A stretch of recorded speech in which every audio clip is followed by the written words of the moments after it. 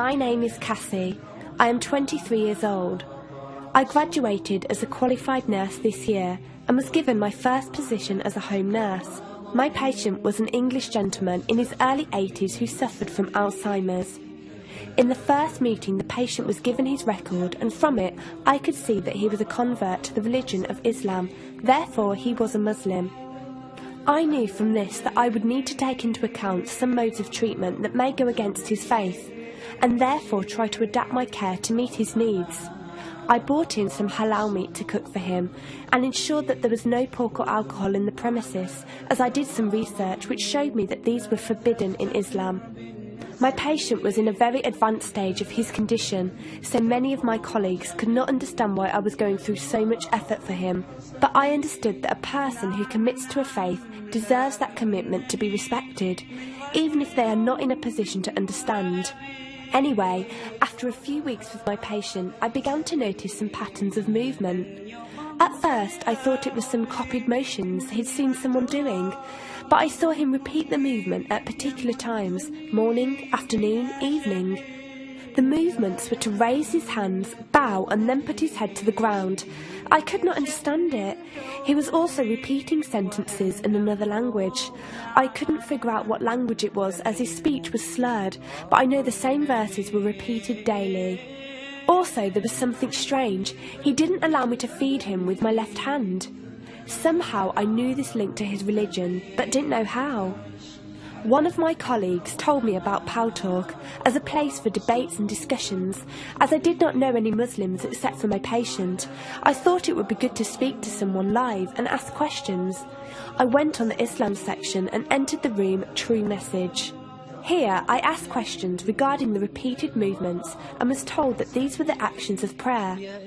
I did not really believe it until someone posted a link on the Islamic prayer on YouTube. I was shocked.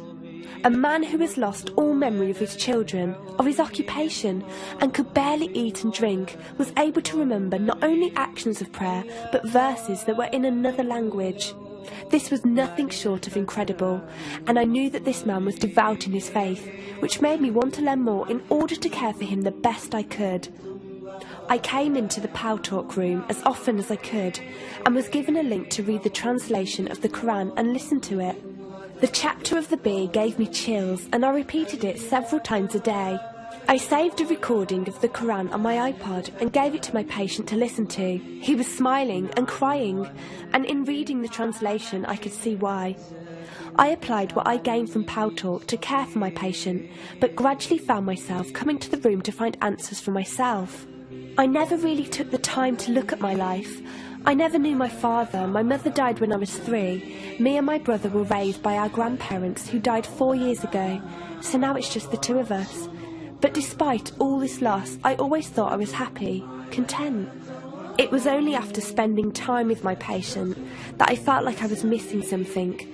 I was missing that sense of peace and tranquility my patient, even through suffering, felt. I wanted that sense of belonging and a part of something that he felt, even with no one around him. I was given a list of mosques in my area by a lady on Paltalk and went down to visit one. I watched the prayer and could not hold back my tears. I felt drawn to the mosque every day, and the imam and his wife would give me books and tapes to welcome any questions I had. Every question I asked at the mosque and on Paltalk was answered with such clarity and depth that could do nothing but accept them. I have never practiced a faith, but always believed that there was a God. I just did not know how to worship him. One evening I came onto Paltalk, and one of the speakers on the mic addressed me. He asked me if I have any questions. I said no. He asked if I was happy with the answers I was given. I said yes. He then asked what was stopping me accepting Islam. I could not answer. I went to the mosque to watch the dawn prayer. The imam asked me the same question. I could not answer. I then went to tend to my patient. I was feeding him, and as I looked into his eyes, I just realised he was brought to me for a reason, and the only thing stopping me from accepting was fear. Not fear in the sense of something bad, but fear of accepting something good and thinking that I was not worthy like this man. That afternoon I went to the mosque and asked the imam if I could say my declaration of faith, the Shahada. There is no God except Allah. Muhammad is Allah's messenger. He helped me through it and guided me through what I needed to do next. I cannot explain the feeling I felt when I said it. It was like someone woke me up from sleep and sees everything more clearly. The feeling was overwhelming joy, clarity, and most of all, peace. The first person I told was not my brother, but my patient. I went to him, and before I even opened my mouth, he cried and smiled at me.